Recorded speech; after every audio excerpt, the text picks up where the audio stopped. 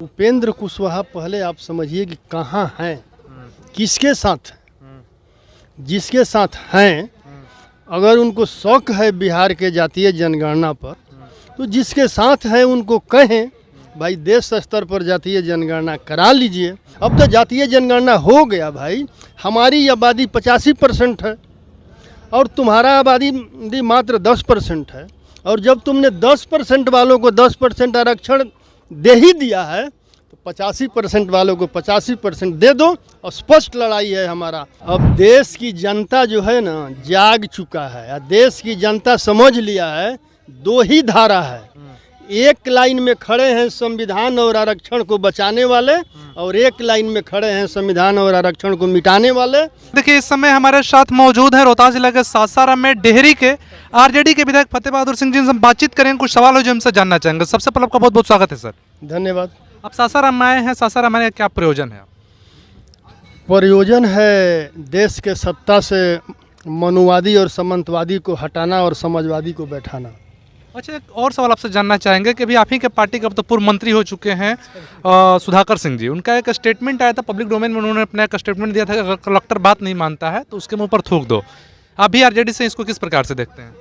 मैंने नहीं सुना है इस बात को, मैं नहीं सुना है, मैं सुना ही नहीं हूँ तो मैं क्या जवाब दे सकता हूँ। अच्छा, अभी जातीय जनगणना हुआ है, उसका आंकड़ा भी जारी कर दिया गया और इसको लेकर काफ़ी ज़्यादा कुछ जो समाज के लोग हैं, कुछ वर्ग के लोग हैं, इसका विरोध कर रहे हैं। और आज भी देखा जाए तो उपेंद्र कुशवाहा के नेतृत्व में पटना में विरोध किया जा रहा है, कुशवाहा समाज के लोगों के द्वारा कहा जा रहा है। इस पर आप क्या कहना चाहेंगे? उपेंद्र कुशवाहा पहले आप समझिए कि कहाँ हैं, किसके साथ हैं।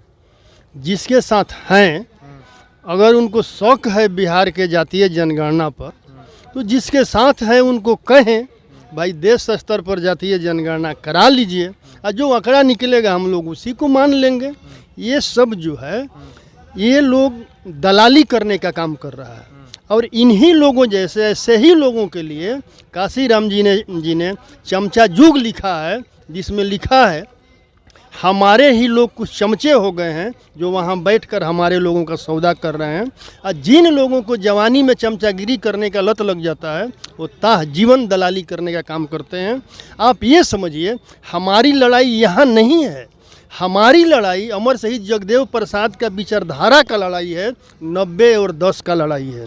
अब तो जातीय जनगणना हो गया भाई, हमारी आबादी 85% है और तुम्हारा आबादी मात्र 10% है। और जब तुमने 10% वालों को 10% आरक्षण दे ही दिया है तो 85% वालों को 85% दे दो। और स्पष्ट लड़ाई है हमारा हक हिस्सा का लड़ाई है।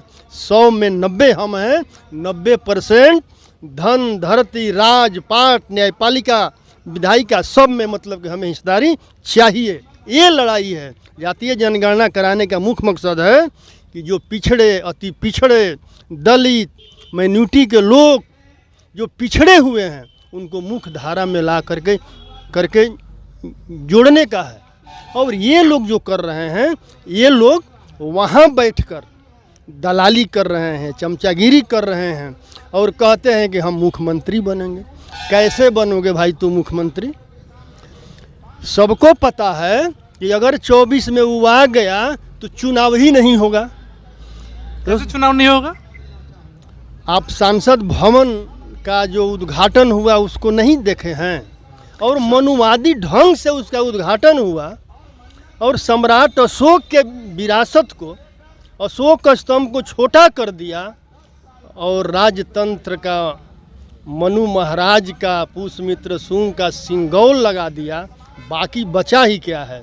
24 में आएगा और संविधान हटाकर वहाँ मनु स्मृति रख देगा। क्या मनु स्मृति में कोई संवैधानिक पद है? कोई चुनाव लड़ने का अधिकार है? कोई वोट देने का अधिकार है उसमें? उसमें यही है कि महिलाओं और शूद्रों को शिक्षा प्राप्त करने का अधिकार नहीं है। ये लोग जिस हिंदू राष्ट्र का बात कर रहा है, हिंदू राष्ट्र का मतलब है क्या? ब्राह्मण राष्ट्र, सबसे ऊपर ब्राह्मण, क्षत्रिय उसका रक्षा करेगा, वैश्य उसका सुख साधन भोग विलास का वस्तु जुटाएगा। ये वैश्य नहीं, जो तेली हैं, हलवाई हैं, कानू हैं, रौनियार हैं, सूढ़ी हैं, कलवार हैं, ये वैश्य नहीं। ये वैश्य तो सब हम लोगों के कैटेगरी में आते हैं जो उन लोगों ने रखा है। अडानी और अंबानी वाले वैश्य बाकी सब शूद्र हैं, सेवा करेंगे उसका। यही तो हिंदू राष्ट्र है। और बाबा भीमराव अंबेडकर ने स्पष्ट लिखा है कि किसी भी कीमत पर देश को हिंदू राष्ट्र मत बनने देना। हिंदू राष्ट्र बहुजन समाज के लोगों के लिए बहुत बड़ा खतरा है। 24 का चुनाव आने वाला है और अमित शाह एक बार फिर से बिहार आ रहे हैं। बताया जा रहा है कि मुजफ्फरपुर आने वाले, तो फिर से अमित शाह बिहार आ रहे हैं। इस पर आप क्या कहना चाहेंगे? अब देश की जनता जो है ना जाग चुका है, और देश की जनता समझ लिया है दो ही धारा है। एक लाइन में खड़े हैं संविधान और आरक्षण को बचाने वाले, और एक लाइन में खड़े हैं संविधान और आरक्षण को मिटाने वाले। देश की ओबीसी एसटी माइनॉरिटी के लोग संविधान बचाने वालों के साथ खड़े हैं, मिटाने वाले को मिटा देंगे 24। अच्छा, अंतिम सवाल आपसे रहेगा कि 24 में क्या स्थिति होगा? क्या लगता है 24 के चुनाव में क्या बिहार में क्या स्थिति होने वाली है? मैं तो बता दिया कि संविधान और आरक्षण को मिटाने वाले लोगों को देश का कितनी सीट जीतेंगे आप लोग? कितनी सीट? अरे भाई मैं पूरा सुन लीजिए, संविधान और आरक्षण को मिटाने वाले लोगों को देश के बहुजन समाज की जनता उसे ही मिटा देगा। अब कुछ बचेगा क्या? तो देखिए, अभी आप सुन रहे थे तेजस्वी यादव के पार्टी के एमएलए हैं फतेह बहादुर सिंह जी, सीधे तौर पर कह रहे हैं कि लड़ाई आमने सामने की। एक तरफ लोग संविधान को मिटाने वाले हैं और हम लोग संविधान बचा रहे हैं।